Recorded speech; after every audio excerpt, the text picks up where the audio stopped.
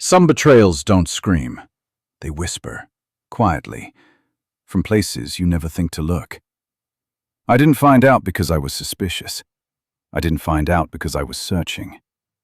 I found out because one ordinary night, a phone rang that was never meant to ring. And in that moment, everything I believed about my marriage collapsed. I used to believe that if a marriage was dying, you would feel it.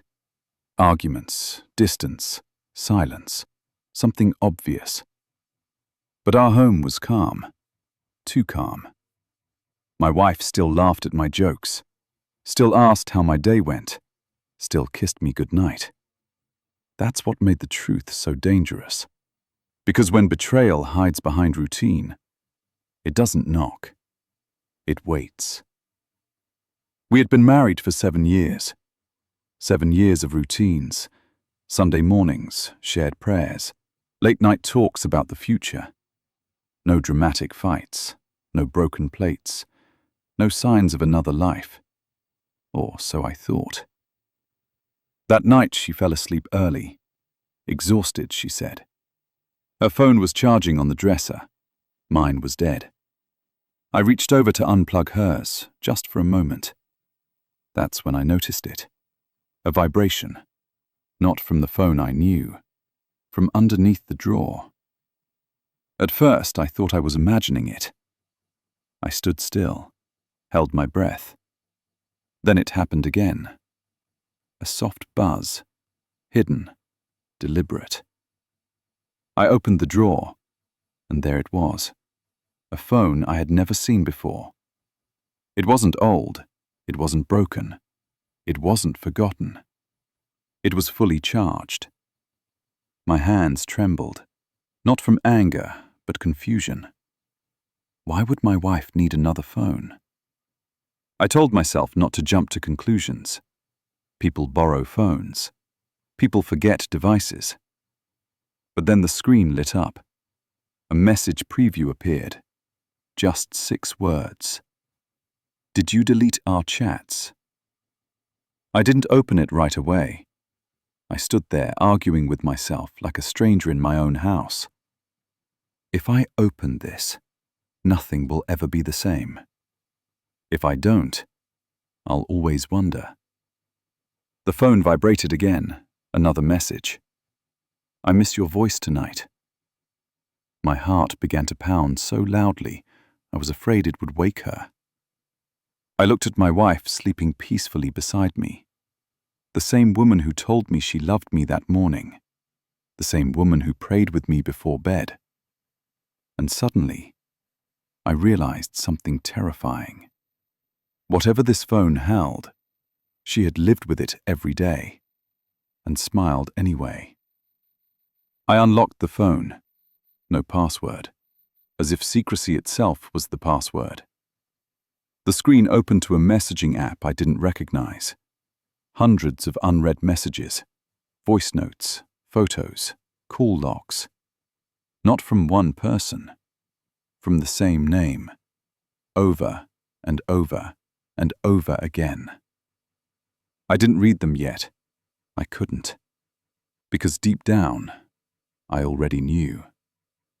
This phone wasn't an accident. It was a life. And I was standing at the doorway of it. I placed the phone back in the drawer, carefully, quietly, and returned to bed, next to a woman who was no longer fully mine. But what I didn't know then, what still keeps me awake at night, is that the messages were only the beginning. Because the next morning, I heard her voice in a way I never had before. And it shattered what was left of my trust. Morning, after the discovery. Morning came the way it always did. Soft light through the curtains, the distant sound of a neighbor starting their car, the illusion of normalcy. My wife stirred beside me and smiled, half asleep. "Good morning," she said. Her voice sounded the same, warm, familiar, and yet I felt like I was lying next to a stranger who knew something I didn't. I answered her. I smiled back. That was the hardest part. pretending nothing had changed, when everything already had. She went to the bathroom first, humming softly, a song I didn't recognize.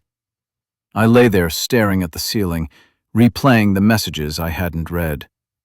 That secret phone was still in the drawer, silent now, patient.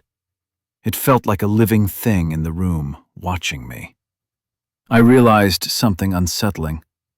Betrayal doesn't explode immediately. It seeps. And once it enters your mind, everything starts to rot. After she left for work, I didn't move. I waited. I needed silence, time, space to think. Then I opened the drawer. The phone was still there. I picked it up. This time I didn't hesitate. The first message thread opened automatically. Same name, no profile photo, just words. Weeks, months. I scrolled slowly, not rushing, not skipping. Every message felt like a step deeper into something I couldn't climb out of. At first, it didn't look terrible. How was your day? Did you eat? Good night.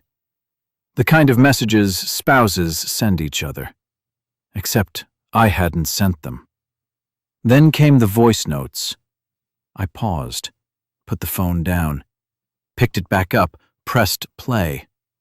Her voice filled the room, soft, lower than usual, intimate. I wish I could talk longer, but he's home. I froze. He. Not my name, not my husband, just he. I sat on the edge of the bed, phone in my hands, heart pounding. That single word did something to me. It erased me. I kept listening. She laughed in those voice notes, a laugh I hadn't heard in months. She sounded free, unburdened, alive. The man's replies came next, calm, confident, familiar. He knew her routines, her frustrations, her dreams. He asked about her fears, things I thought only I knew. This wasn't flirting. This wasn't curiosity. This was a parallel marriage. Then I reached the photos. Nothing explicit, nothing graphic, but enough. Pictures of her smiling in places she said she went alone. Selfies taken at times she told me she was busy. A photo of her hand resting on another hand. No faces, just fingers intertwined. That image hurt more than anything else, because it meant comfort, closeness, belonging. I scrolled back to a date, our anniversary. That night, she'd cried in my arms and said she felt lonely. That same night, she had sent him a voice note. I wish you were here instead. I didn't cry. I didn't shout. I just sat there, feeling something inside me detach, like a thread snapping quietly. By the time she came home that evening, I had already made a decision. Not to confront her. Not yet. I needed to see how deep the lie went. She walked in smiling. "Kiss?" she asked. I leaned in.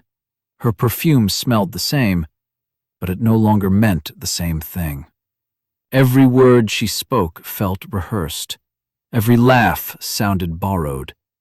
And I wondered, how long had she been performing? Later that night, while she showered, the secret phone vibrated again. I didn't need to look at the screen. I already knew who it was. I answered it, not with words, just silence. "Hello?" Pause.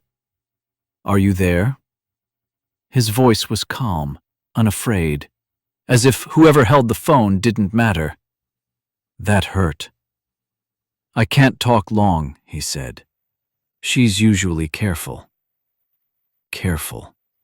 That word landed like a confession. I said nothing. Then he stopped speaking. "You're not her," he said slowly. I didn't introduce myself. I didn't threaten him. I just said one sentence. "She's my wife." Silence. Long. Heavy. Then, "I didn't know," he said. But his voice didn't sound surprised. He explained slowly. She told him she was separated, unhappy, trapped. She said I was cold, controlling, absent. I listened, because somewhere inside me, I wondered if she believed it. "I won't contact her again," he said. I didn't thank him. I ended the call. When she came out of the shower, I was sitting on the bed. The phone was beside me. She stopped walking, her face drained of color. That was the moment I knew. No more guessing, no more doubt.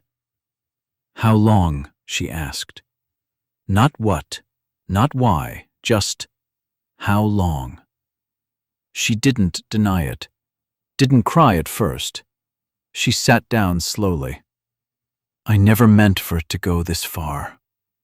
Those words are always the same, always empty. I asked her one thing. "Do you love him?" She hesitated, and that pause was louder than any confession. She said she was confused, lonely, lost, but she never said no. People think the end of a marriage is loud. They imagine shouting, crying, doors slamming, suitcases thrown onto the floor. But the real ending is quiet. After the confrontation, nothing dramatic happened. We didn't argue that night. We didn't try to talk it through. We simply existed in the same space, like two people waiting for a storm that had already passed and taken the roof with it. The next morning, she made breakfast. Eggs, toast, coffee. The same way she had for years. I watched her hands move around the kitchen, so familiar, and yet completely foreign. She spoke carefully, softly, as if volume could break something that was already shattered. I answered when necessary. Silence did the rest. Something strange happens after betrayal. The person doesn't disappear.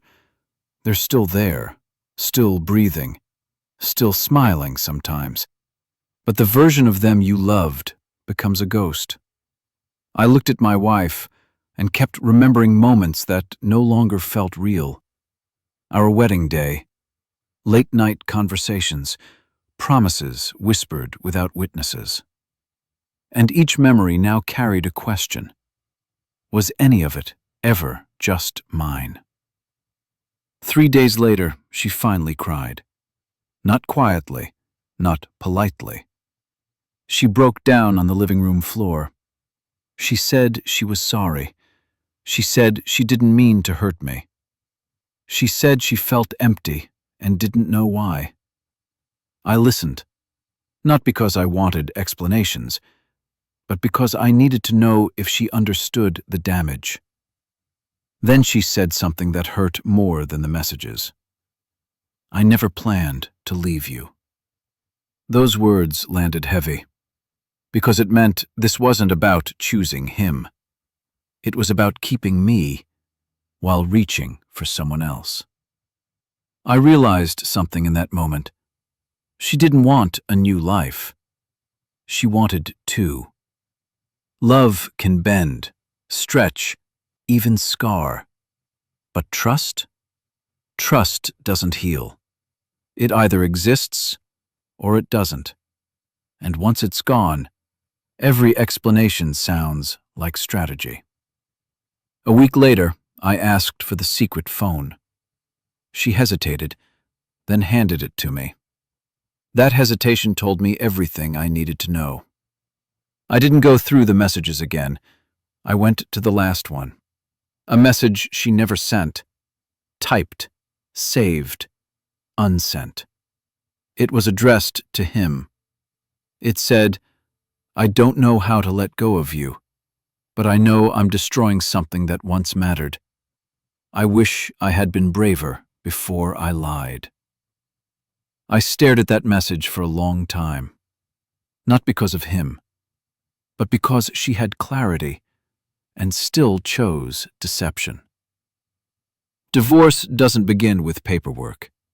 It begins with a private decision, a moment when you accept that staying will slowly erase who you are. That night, lying beside her, I made that decision, quietly, without anger. The next morning, I told her I wanted a separation. She looked relieved, and that reaction confirmed everything. Relief means the weight had already shifted somewhere else. The hardest part wasn't leaving the house. It wasn't calling a lawyer.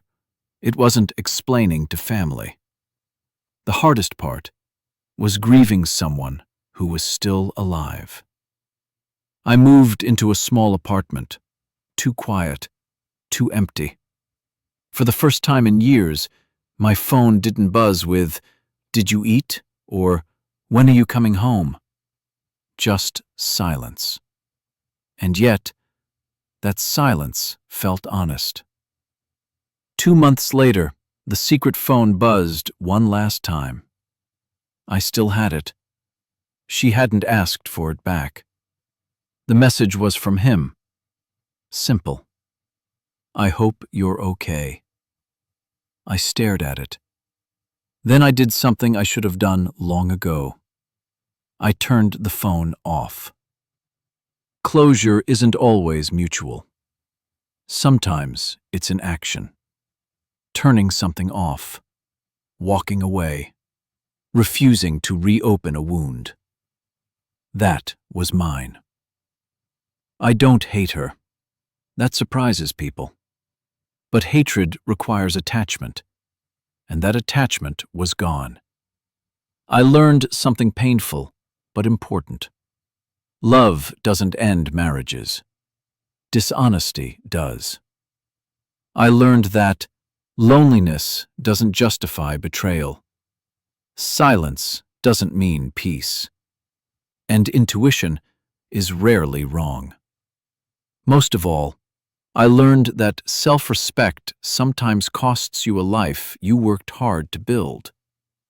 But it gives you something better. Yourself. Sometimes the thing that ends a marriage isn't what you find, but what you finally understand.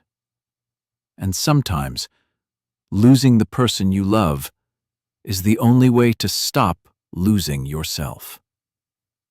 So now I want to ask you, if you were in my place, would you have stayed and tried to rebuild trust, or walked away the moment you found the truth? Is emotional cheating forgivable, or is it already the end? Let me know your thoughts in the comments. I read them. Thank you for watching till the very end.